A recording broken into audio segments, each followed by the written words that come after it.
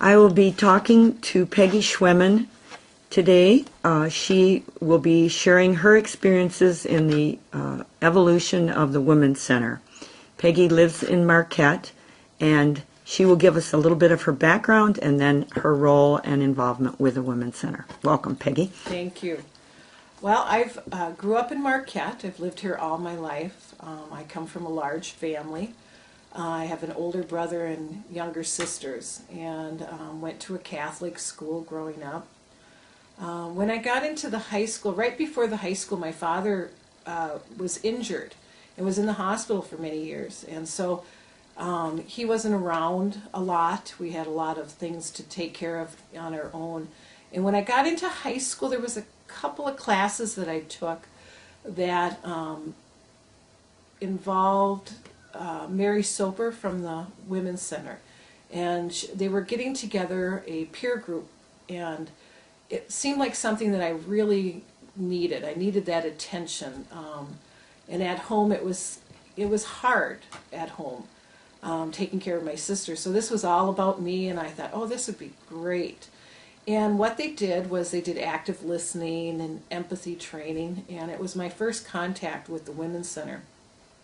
Was this in the 70s then when they were first getting 70s. Started? It must have been 73. I think I was just about 16 at the time. And I can't remember everybody that was in the group. I remember Mary Soper, and I remember Scott Satterland, and there was another man, and I think his name might have been Ken Bell or something like that. But it was a new group that they were doing, and they were trying to get girls to be empowered to run groups, and kind of an educational thing. And then they also brought in some type of dynamics for working in jobs and looking at projecting what you wanted to do in the future, and kind of bringing in different ideas, like not just being a nurse or going into healthcare. The traditional. Right. There were other things that you could do. It was really a nice program for me. I just felt a connection with Mary.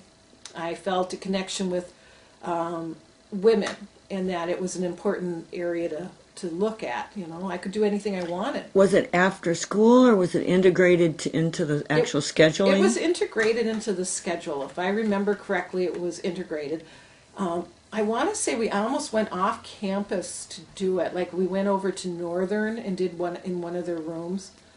And they did I'm not sure what that group was called, but I know that I went downstate at a seminar downstate and talked in front of a large group about that program. It was the first time I had ever done anything like that, and it really meant something to me. And then as I went through high school, I started thinking about education as something that I would be interested in. Nobody in my family ever went to school. My mother was very smart. She had a scholarship to go to Michigan Tech, but decided to get married and have a family. And I wanted more than that. I didn't want to have to depend on somebody else. I thought I wanted to have my own responsibility of my life. So. And did you feel that before this programming, or did they help you? I think they helped me find the words for that. I knew there was something that I wanted, but I wasn't sure how to actually articulate it. Or if it was okay. If it was okay. You know, in my family, they were so good about whatever I wanted, I could do. We never had a lot of money, so it would be something I'd have to work for. Nobody ever went to college, and so it was something that I wanted to do. My dad was a laborer. He was a plumber. I felt like I wanted to do something in teaching, so I did apply at Northern, and I got in. And I remember that first year being so scared from doing that. All my friends went away to college, so I was here at Northern. Didn't have a support system. And the one thing I remembered during that time is Mary Soper. And I remember one time thinking, oh my God, I just don't feel right. Something's not right. And I went to the Women's Center for support, and it was at the Cohodes building. I remember going in there, and I opened up the door, I even brings tear to my eyes now. And I looked at Mary. Mary looked at me, and I started crying. And she said, "Come on in and sit down," and close the door and just let me, cry. And it was really nothing about more than I think needing support. As the years went on, I don't think I was really involved with the Women's Center, but women's movement was important to me. The right to make choices was important. To be responsible for my choices were important. As I went through life, I did work with daycare. That was something that I wanted to do with the little babies and that. Later on, I started to do some volunteer work with the Women's Center as they moved around. And then once, I don't know, sometime... Was that when they were at the church, the Guildhall, or South Front Street? South Front Street, a little bit. I would refer people down there. I would bring people down there. I went on to work in other restaurants, I had girls that were in my care that had questions about things, and I always went down to the Women's Center and looked at some type of counseling for them and went down there as a support. Always had some really great people there helping. And as far as the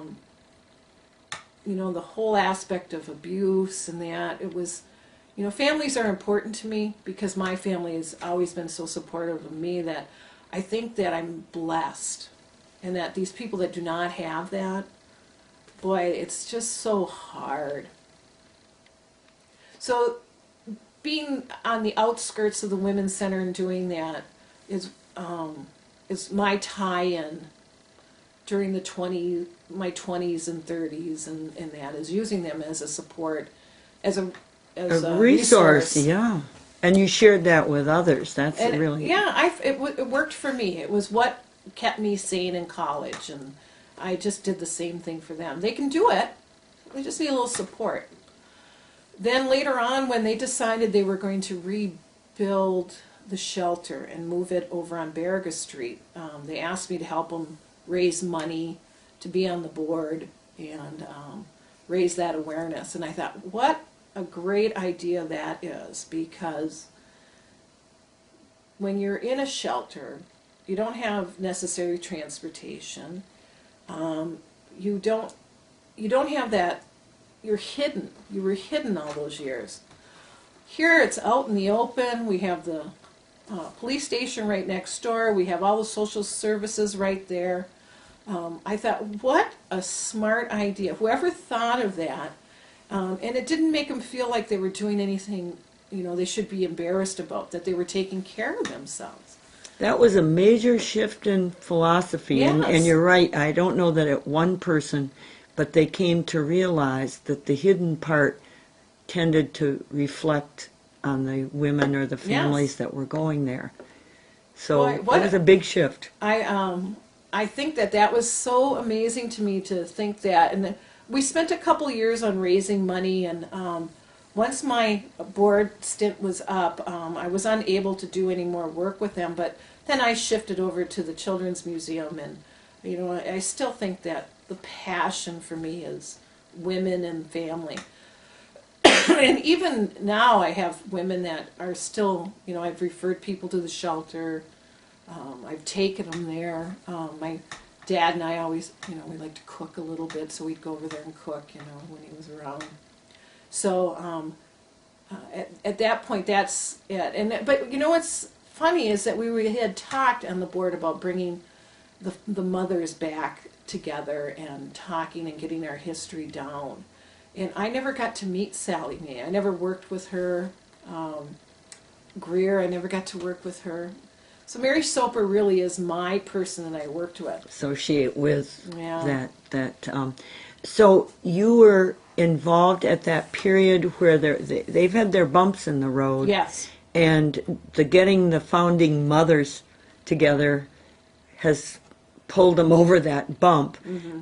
And I think it was Gary Walker in his interview recently commented on what he hoped for the future was getting more younger women involved, that you need the new generation both to carry the burden but also to refresh right. and bring in modern culture, the recent culture. Well, I think, it was pretty clear what we needed back in the 70s. We needed to be responsible for ourselves.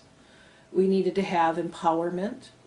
We needed to know that our choices were good choices.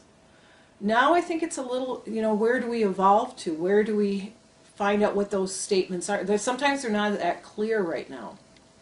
I think that's part of it. It's, trying to identify what it is that we need. But as a resource, oh my God, it's just something to have, to know that we can go there and have people help us make Right, choices. and that it's okay to need assistance. Now, do I recall correctly? You went through a period where you had your own business, Right. which was a heavy responsibility. Was the Women's Center at all helpful in that regard, or they weren't too involved in the economic things, were they? They weren't involved in the economics, but that's where then I tied back in with fundraising and that. I did. I had a little coffee shop, and Gail Nelson. Was she the chair or the executive director at that Right. point? I haven't talked to Gail yet. Wait, who? Yeah, she took over. I can't remember who had that before her. I think Sue Kensington. Sue Kensington, right. And so Sue had a business, and I had a business. We were right around the corner from each other. It was fun to know that, to get to know her that way as a business person.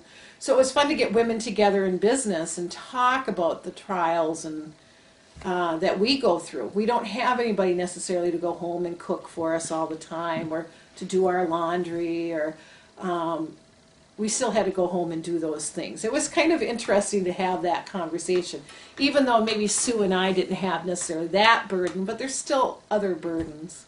That sharing, Yeah. that group support is. It was fun. And then when Gail took over, I had known Gail, and I did a locks of love. I had really long hair when I had the coffee shop, so we got all that together, and we do little programs for the women's center. And when Gail was leaving, and at one point when I was on the board, we talked a lot about, where is the women's center going to go to, what transitions, and I thought about maybe going down there to work, but it's just, when you have a business, there is no time, it seems like. So I tried to volunteer when I could. So you've stayed connected, which is admirable, and which, as an interviewer here, I'm just hearing over and over, this community is unique. Well, I think it's unique in this respect, that there's people give in whatever way they can, and they see the value Oh, absolutely. of this, having this. This community it is an interesting dichotomy. You can be whatever you want to be. It's about being true to yourself. And I think in the 70s in high school, that's what they tried to help me think about, is, define who I am, what set some goals were, and try to achieve them. And again, just articulate what they are. I think that the Women's Center did go through some bumps, but it's no different than any other organization. Right, and Mary was pointing out the nonprofits have gone through this. The thing that she regrets, and you were lucky, is that they aren't getting into the schools now. The grants and the programs aren't there, and I think that if she could wave a magic wand, that kind of thing would still be. Well, there's other. But again, if you identify what are the needs, when I was in school, there was only a select group of girls that participated in sports. Now there's much more participation. Now I almost think there should be more intramural sports than the varsity sports. I think that there are other avenues that these girls are getting for their identification, for their strengths. And what I heard Mary talk about, is, how do you get more education? And, we still have the media that is playing this role in objectifying women, the words that they use in the music industry. I think that they have a role, and I don't know if they're being responsible in that role. The violence is there. Yet they're all talking about not having guns and all this stuff, but yet they're shooting them up in the movies or in music. I think there's something that they're not doing there that's still showing us as not being worthy. Right, right. And again, at the age I'm at, it's difficult to embrace all of the other options for communication, but maybe at some point the Women's Center could reach some of these young women who still aren't quite sure or confident Right. through the ways they go, Right. the communication they do. Something's not, as you know, in public schools, it's hard to reach every child in that classroom. Everybody has different needs, and there's a different word that they might connect to, or an action they might connect to, and you can't be one person to everybody. So maybe sports isn't it, but an educational program would be. If you had your magic wand, are there things that you would like to see coming from the Women's Center, or are you comfortable with the level they're working? No, I would like to see more money going in there, and I'd like to see them doing more, bringing people in for talks. I'd like to see them reaching out and looking at what are, identifying some needs and trying to go after them for these girls. I think that it would be nice for them to get more programming. Okay, know. and I think of you as a younger person.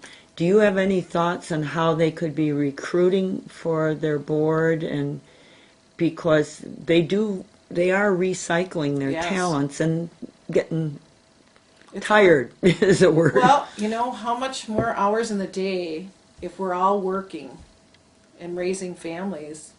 I don't know. I think they have to go in early and maybe do some internships with a couple of these girls in high school. Maybe to get them on the board would be a good way of doing it. Bringing those internships in, maybe looking at some of the programming at Northern. Maybe there's something there that they could come on the board and be a support system, and getting credit for it, and just getting their feet wet in that program.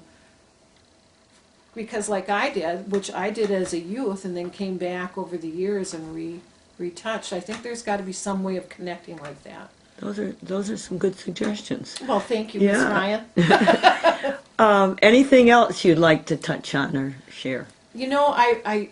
I feel bad that one of their big fundraisers was bingo, and then they got away from that. How do they fund themselves? I just wish that there was something, maybe part of the next step for these women and families that are in transition. I wish there was a job for them to work into to support themselves. I've gotten some ideas, maybe in the future I wouldn't mind trying to do a little restaurant where they would work in it and get some experience in that. And maybe that would be some type of nonprofit work. So I think that would be a good thing. Even if it wasn't just food related, maybe it could be something in the fabric industry. Maybe they could do some of that stuff to raise money for their program. I hope you do pursue and suggesting, because I've read about those kinds of activities in bigger cities. Mm-hmm. Good ideas. You got to give them something to work towards to feel accomplished. And I think their Pack Rats program, but that's very mini and it doesn't involve employing many people, but No. it's that kind of thing that Right. extending beyond. Well, the women that run that are just great, and that's a great program. But there seems to be like you need more. So I think that purchasing that building was a good thing for them. It gives them an identity. Mm-hmm. I think maybe we need to pull some people in from Northern, these young ladies, and have them talk about marketing programs and stuff to maybe get some ideas. Very, very good, because that's where a lot of their energy is. 2015 is fundraisers, and like you said, when bingo could no longer be, because that really did provide that was- significant amounts, and then as Mary was talking about, the grants aren't out there now No. with the economic. So the things they used to rely on, and they never have had a lot of money. No, they've But- never. But it's even more hand to mouth now. Right. Yeah. Well, thank you. This Okay. has been a good interview, and I like your experience in staying connected in ways that you could manage with all the other things that you're doing. So Well, I appreciate this. It's nice to be a part of it. thank you.